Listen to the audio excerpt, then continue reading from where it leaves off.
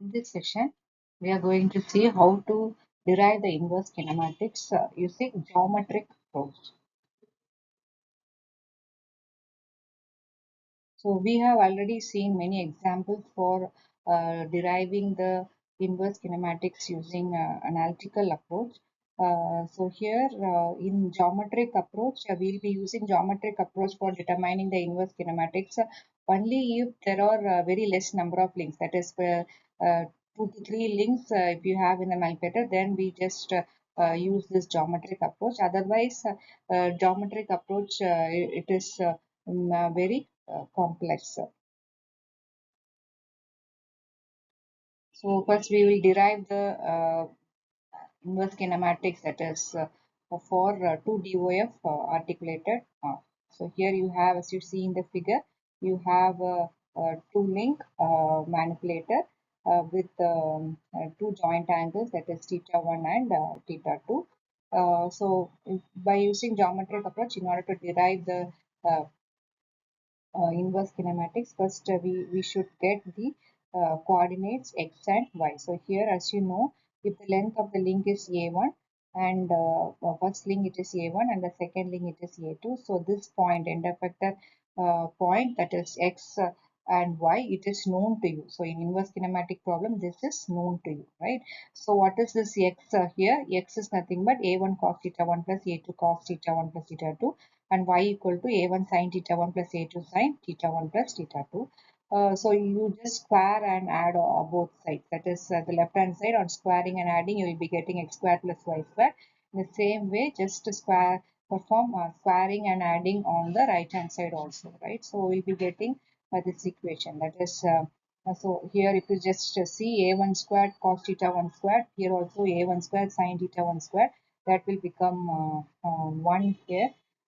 So or you can write it as this, that is, you just square this, you'll be getting the whole square and this the whole square. So it will be a1 squared cos theta 1 the whole square plus 2a1 a2 cos theta 1 cos theta 1 plus theta 2, and plus a2 squared cos theta 1 plus theta 2 the whole square, right? So here by squaring and adding, from that you can just get the theta 2 value, that is cos theta 2 you'll be getting. So from that you can get theta 2 as cos inverse of x squared plus y squared minus a1 squared plus a2 squared by 2a1 a2, right?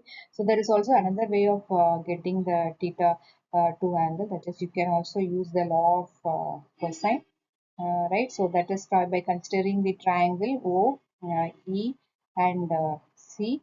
So this triangle, so that is considering this triangle OE and C, right? So from that you can write r squared is equal to x squared plus y squared. So by using law of cosine to that triangle, we'll be getting r squared is equal to a1 squared plus a2 squared minus 2a1 a2 cos alpha. So from that you can get this angle alpha. So this angle alpha you can get from that. So you know that theta 2 from the diagram itself, it is very well known. Theta 2 is nothing but pi minus alpha. So alpha is now known to you. So from that you can get theta 2 just by taking cosine on both sides, and then cos pi minus alpha is minus cos alpha. So we'll be getting cos theta 2 as x square plus y square minus a1 square plus a2 square by 2a1 a2. So from that you get the theta 2 by taking the inverse cosine of that, right? So now you also want to determine the theta 1 angle. So again, you use the same procedure in order to determine the theta 1 angle, right? So again, from the same triangle OEB, right? So from the triangle OEB, this triangle, okay? From the triangle OEB, you'll be getting tan beta, okay? Tan beta to be this, that is A2 sine theta 2 divided by this length, that is a1 plus a2 cos theta 2, and so and then from the triangle OEC, okay? So OEC, this outer triangle, will be getting tan gamma to be y by x, right? So gamma is this total angle here, as you see in the figure. It is a total angle here. So y by x. and from that you can get the beta angle as so here one we have got tan beta, so from that you can get beta as a tan inverse of a2 sine theta 2 by a1 plus a2 cos theta 2, and from this gamma angle you can get gamma as tan inverse of y by x. So from the figure we know that theta 1 is nothing but gamma minus beta. So just by using that you'll be getting tan theta 1 is equal to tan of gamma minus beta, or I can write it as theta 1 is equal to, you have directly gamma value and beta value, just directly substituting you will be getting theta 1, right? So once we have got theta 1, we can get the we have already got the value for theta 2 also in the earlier explanation. So we have now got both the joint angles theta 1 and theta 2, right? So as you see in the theta 2 value, it you have plus or minus cos inverse of x square plus, as we have the square, it will include the plus or minus. So it will be tan inverse, sorry, cos inverse of x square plus y square minus a1 square plus a2 square by 2 a1 a2. So it has two values. That is, it can be elbow up or elbow down. Solution is there for this particular problem. Now we will see the inverse kinematic problem for 3R manipulator. So already we have just done for 2R manipulator. So by from that easily we can just determine the inverse kinematics of 3R manipulator. So we know this point, that is this P2x.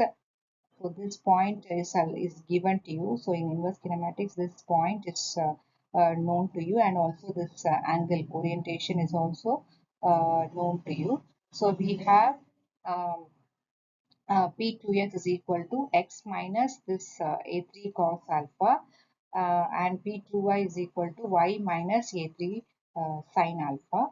So once we know this point, that is P2x comma P2y, you can just that point is already known. If you know that, then you can just get the remaining things from the true or manipulator. That is, from the figure we know that theta 1 plus theta 2 plus theta 3 is equal to psi. So only unknown here in this equation is theta 3, because the psi angle, that is the end effector orientation, will be given to you, and theta 1 and theta 2 is also already known. So from this you can just easily determine theta 3, right?